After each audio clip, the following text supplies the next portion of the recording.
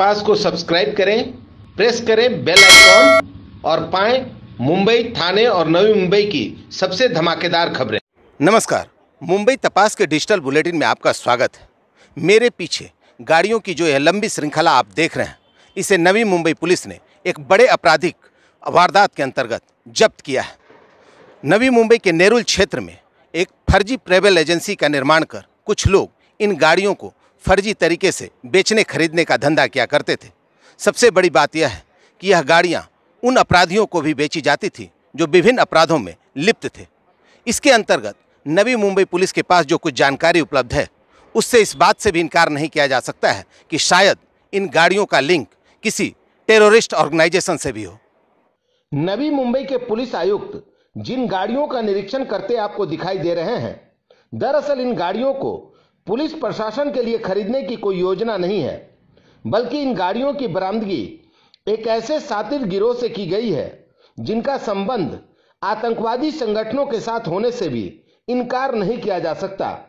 यह गिरोह फर्जी ट्रैवल्स एजेंसी की स्थापना कर पहले तो इन गाड़ियों को मासिक किराए पर अपनी कंपनी के लिए बुक करा लेता था, फिर 2-3 महीने तक किराए की रकम अदा करने के बाद इन गाड़ियों को फर्जी तरीके से दूसरों को बेच दिया करता था।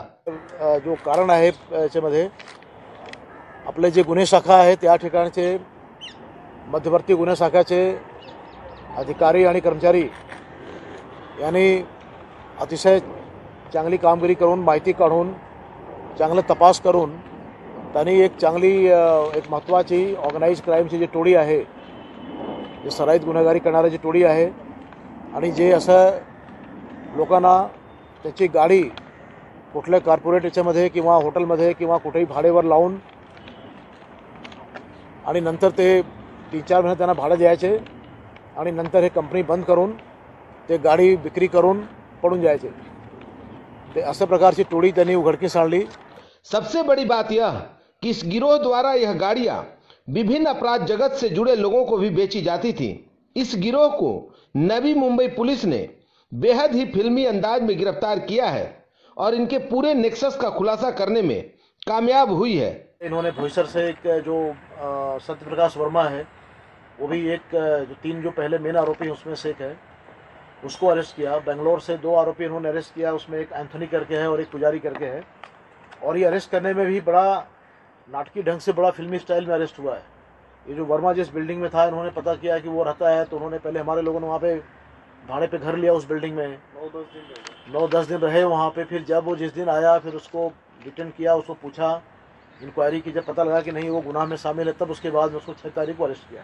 इस शातिर गिरोह पर पहले से भी इसी तरीके के अन्य 8 आपराधिक मामले दर्ज हैं और इसका सरगना अयान उर्फ राहुल उर्फ एंथोनी है, जो दुबई के सिम कार्ड के जरिए इस पूरे वारदात को अंजाम दिया करता था।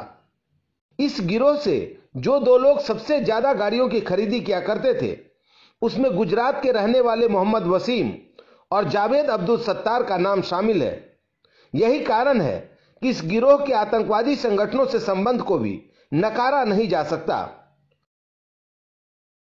मुंबई तपास ने जब पुलिस से यह जानने की कोशिश की कि जब इस शातिर गिरोह पर पहले से ही समान प्रवृत्ति के 8 मामले दर्ज हैं, तो उन पर मकोका क्यों नहीं लगाया गया, तो इस पर पुलिस आयुक्त विपिन कुमार सिंह कुछ इस तरीके से पुलिस का बचाव करते नजर आए।